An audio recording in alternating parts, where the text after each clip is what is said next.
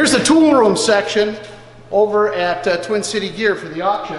We've got a Burgmaster turret drill. We got racks of hardware racks, you know, screws, bolts, nuts, all that stuff. Come over here, you've got a Series 1 Bridgeport mill. After that, you've got a Sharp vertical milling machine, variable speed, 3-axis Acu-Rite MP2 power, the 3-axis CNC. So this is a 3-axis CNC Sharp knee mill.